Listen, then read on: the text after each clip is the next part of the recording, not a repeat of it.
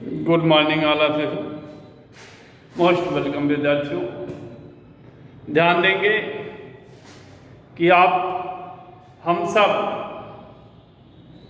अलंकार के बारे में पढ़ने जा रहे हैं। इससे पहले आपने पढ़ा भी है कि अलंकार है क्या। उसी अलंकार के विषय में हम आज बताने जा रहे हैं। अभी इससे पहले हम लोग अनुप्रास, यमक और अनुप्रास, यमक तथा श्लेष अलंकार का अध्ययन किया। अब इसके आगे आप देखेंगे तो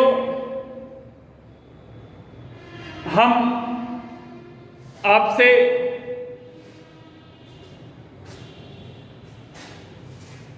श्लेष अलंकार के बारे में पढ़ेंगे। श्लेष अलंकार पिछले वीडियो में अनुप्रास और यमक की चर्चा हुई थी। अब हम श्लेष अलंकार की चर्चा आपके समक्ष करने जा रहे हैं।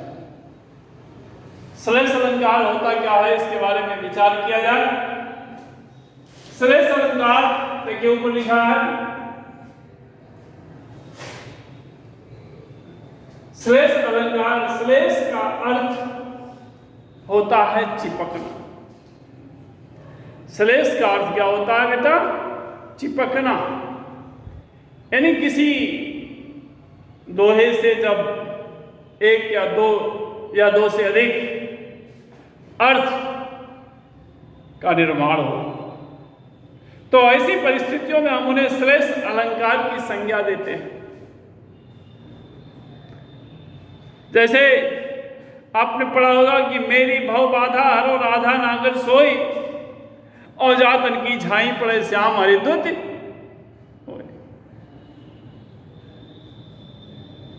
तो ठीक उसी प्रकार से जिस प्रकार से उस मीरा ने मेरी भव बाधा हरो लिख करके राधा नागर सोई और जातन की झाई पढ़ने से, इसकी परछाई मात्र पड़ जाने से भगवान श्री कृष्ण का रंग बदल जाता है। ज्ञान के माध्यम से तमाम उसके रास्ते बनाए हुए हैं। ठीक उसी प्रकार से हम आप जब किसी भी शब्द के कई अर्थ निकलने लगते हैं तो उस को हम श्लेष अलंकार की संज्ञा देते हैं।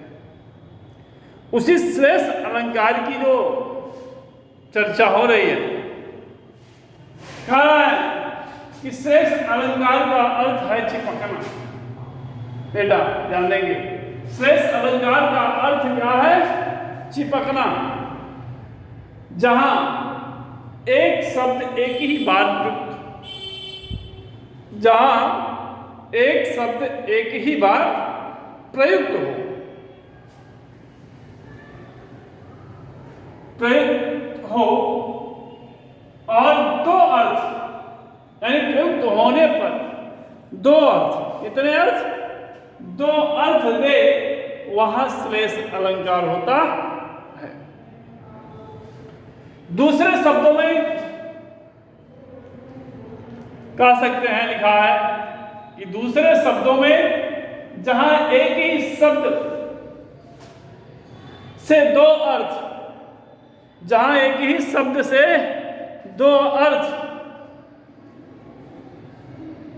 क्या हो? चिपके हो। एक ही शब्द से दो अर्थ ना लिख करके इसको लिख दीजिए कि एक ही अर्थ में दो, एक ही शब्द में, गलत हो जाता।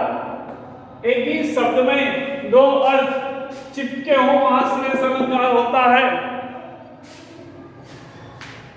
जैसे उदाहरण दिया गया है कि चरण धरत चिंता करत चितवम। लिखा है कि चरण धरत चिंता करत चितवत, चारी ओर या चहोर। और सुवर्ण को बेटा ध्यान दें, सुवर्ण को खोजत फिरत कवि व्याभिचारी चोर, कवि व्याभिचारी चोर, सुवर्ण। तो उपयुक्त जो उदाहरण दिया हुआ है, इस उपयुक्त उदाहरण में सुवर्ण का प्रयोग किया गया है। किसका प्रयोग किया गया है? सुवर्ण का, जिसे कवि व्याभिचारी और चोर तीनों ढूंढ रहे हैं। कवि, व्याभिचारी और चोर, ये तीनों प्रकार के लोगों से क्या कर रहे हैं? ढूंढ रहे हैं। इस प्रकार से यहां सुवर्ण के तीन अर्थ हैं। इस प्रकार यहां सुवर्ण के तीन अर्थ होते हैं। कवि सुवर्ण अर्थात अच्छे शब्द। एक कवि के लिए सुवर्ण क्या होगा?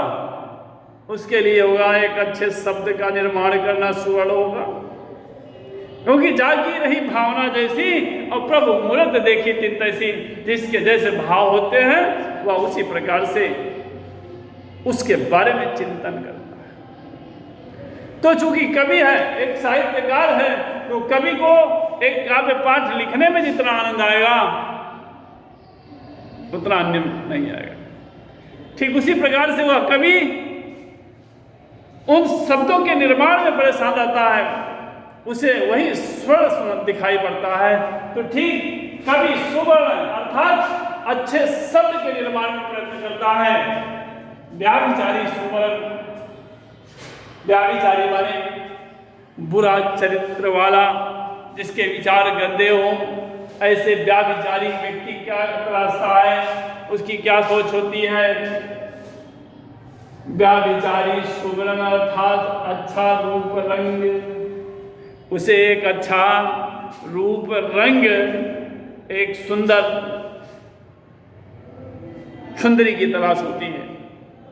ठीक गाहे चोर भी सुवर्ण अर्थात स्वर्ण ढूंढ रहा है। चोर जो है वह सोचता है कैसे मिले कि हम किसका जेवर जवाहरात निकाल करके रख लें, तो वह उस प्रकार से वहां चोरी करने का पूरा प्रयत्न करता है।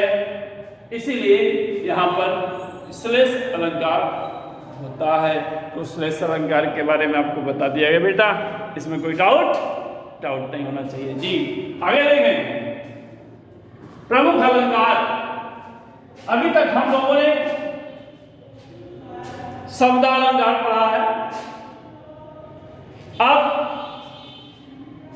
ये शब्दालंकार ना होकर के अब हम पढ़ेंगे प्रमुख अर्थालंकार। क्या है?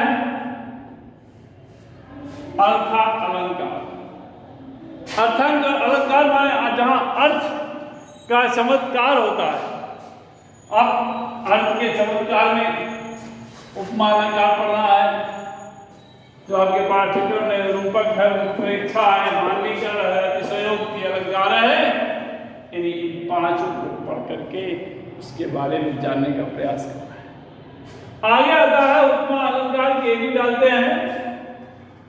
उपमा अलंकार अत्यंत सादृश्य के कारण, अत्यंत समानता के कारण, अत्यंत सादृश्य के कारण, अत्यंत समानता के कारण